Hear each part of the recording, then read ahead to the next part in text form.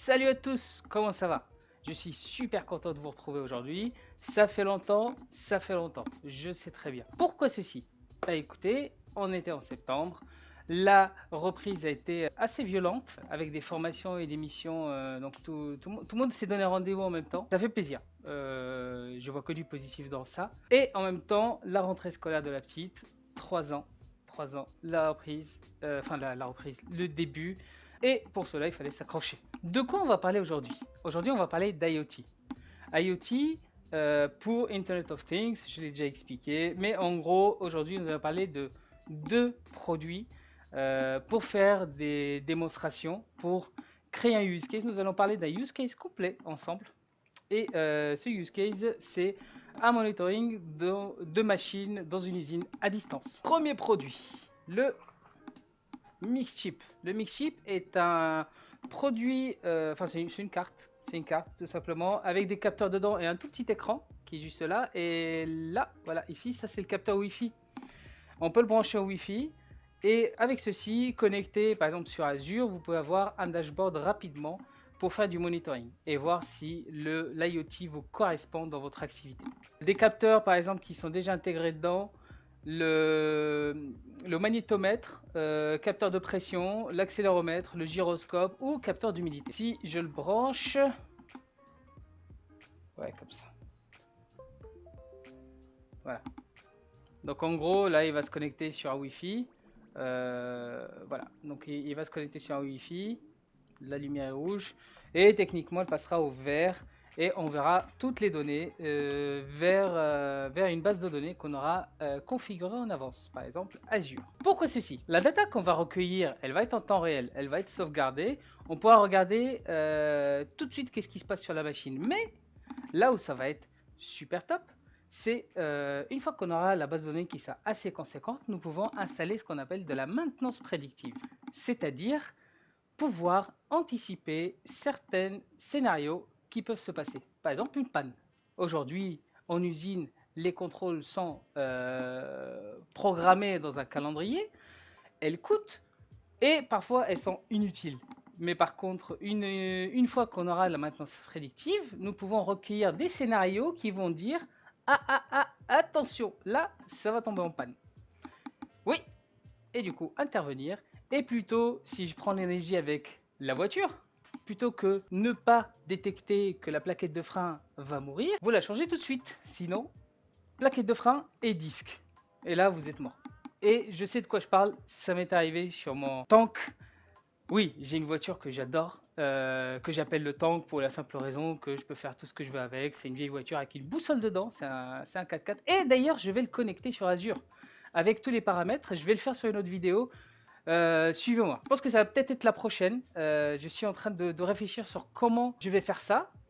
Et du coup, une voiture un petit peu à l'ancienne va pouvoir se transformer en une voiture récente et en plus qui communique avec un cloud grâce à une clé 4G ou un partage de connexion. Et maintenant, nous allons passer au deuxième produit. Le deuxième produit, j'ai nommé l'IoT Predict. L'IoT Predict, qu'est-ce que c'est? C'est un outil industriel pour monter des POC rapidement avec des capteurs qui résistent à de très fortes températures ou des chocs qui peuvent être conséquents. Donc en gros, c'est des capteurs qui durent. Hein. C'est pas le mix-chip. En gros, vous avez trois capteurs qui sont là. Hop, attends, je vais tenir juste un petit peu mieux comme ça. Voilà. Capteur de vibration, capteur de volt et capteur de température. Les trois capteurs qui sont les plus répandus dans ce domaine. Ils sont tous connectés à ce qu'on appelle une centrale. Et cette centrale envoie la donnée. Donc toute la donnée qui est envoyée par les capteurs est envoyée ici, interprétée par la gateway. Qui, elle, envoie oui, ça c'est l'alimentation. Qui, elle, envoie les informations vers l'endroit où les données vont être traitées. Les données qui vont être traitées sur Azure par exemple avec un dashboard en Power BI ou un dashboard customisé. Après tout dépend du développement que vous voulez faire. Mais en gros là le POC qui est ici peut être mis directement sur un Power BI ou sur Time Series. L'idée encore est de voir si le produit vous convient sur la durée. Par contre, par contre, je tiens à dire quand même que je voudrais remercier Prodware qui a été top en m'envoyant le produit directement à la maison. Je ne pouvais pas travailler dessus dans les locaux du fait qu'il y avait le coronavirus, avec le confinement, on était un petit peu dans l'incapacité de travailler. Donc j'ai pu le configurer, bosser dessus, m'amuser dessus. Oui, parce que je m'amuse avec tout ça. Moi j'ai énormément de choses que je dois fabriquer. On a parlé du tank juste avant. Et du coup, je peux vous montrer un aperçu, donc une simulation, comment on pourrait l'utiliser sur un POC, sur un dashboard par exemple, sur lequel j'ai travaillé. Ah oui, qu'est-ce que Forge? On va en parler juste avant. Forge est une technologie cloud, c'est Autodesk qui a créé ça. En gros, l'idée est de rendre accessible tous les modèles ou mener des opérations à distance et un partage, donc créer des applications autour de l'écosystème Autodesk, partageable avec toute une équipe. Donc voilà, ça c'est un modèle que vous avez fait, enfin qui a été fait sur Revit. Revit est un outil Autodesk pour créer de la 3D. On peut récupérer enfin on peut regarder un petit peu tous les projets, tous les produits. Donc on enlève les toits par exemple. Ils sont où les sols? Hop, on enlève les sols. Et là on a tout le projet qui est ici. On peut voir tout le sol. Je vais y arriver, pardon. Voilà. Et là on a tous les éléments. Ces éléments-là, on peut les prendre. Par exemple, on peut les sélectionner et on peut en dégager toutes les propriétés. Toutes les propriétés dans votre modèle 3D sont importées sur Forge. Par exemple, je prends un constructeur de maison. Je m'écarte un peu du sujet, mais c'est pas grave, c'est ma vidéo. Attendez un petit peu.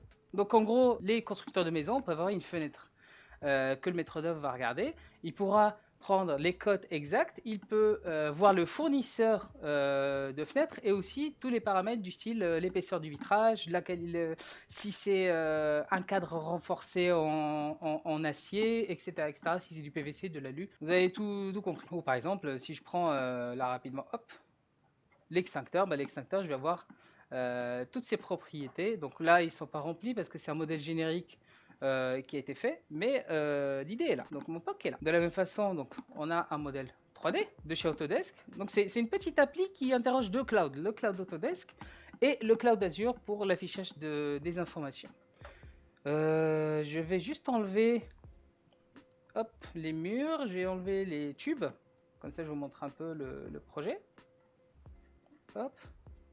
Donc nous avons des machines qui sont juste ici avec avec des pointeurs au-dessus. Donc ces pointeurs là, en gros, c'est pour sélectionner la machine pour dire voilà à quoi elle sert. Une fois qu'on clique dessus, donc elles sont liées à cette machine qui est là. Donc en gros, vous avez les capteurs bleus. Donc là, il a bougé. Là, il bouge à côté. Et en gros, ça appelle la machine directement avec un descriptif. Et ici, on peut imaginer. Donc ça, c'est des boutons. Ah, il y a ma tête qui est dessus. Hop, je vais l'enlever tout de suite. Excusez-moi. Voilà. Moi, je vais le mettre ici. Et oui, c'est fou. Tout ce qui se passe en direct. Je suis un pro. Excusez-moi. En gros, vous avez des boutons, donc, ou oui, donc des boutons pour contrôler la machine ou envoyer des messages, tout simplement. Donc, on peut se programmer la réception d'alerte.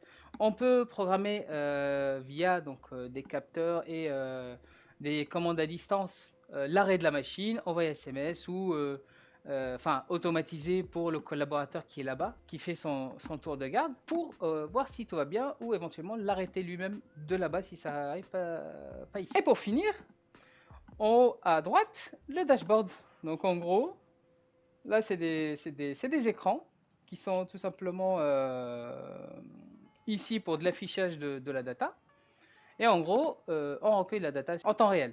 Et cette data-là est stockée pour ensuite, si on veut faire évoluer le projet, faire par exemple de la maintenance prédictive comme j'ai dit, ou s'il va regarder nous-mêmes si on doit faire des commandes à distance.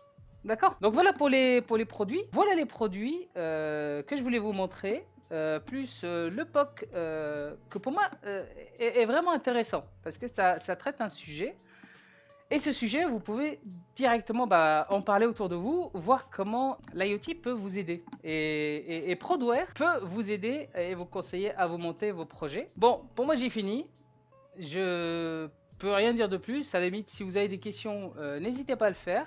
N'hésitez pas à partager ces vidéos. Ça me fait super plaisir de vous voir. En tout cas, merci d'avoir été présent et avoir vu la vidéo jusqu'au bout. Si la vidéo vous plaît, n'hésitez pas à mettre un pouce bleu et à partager.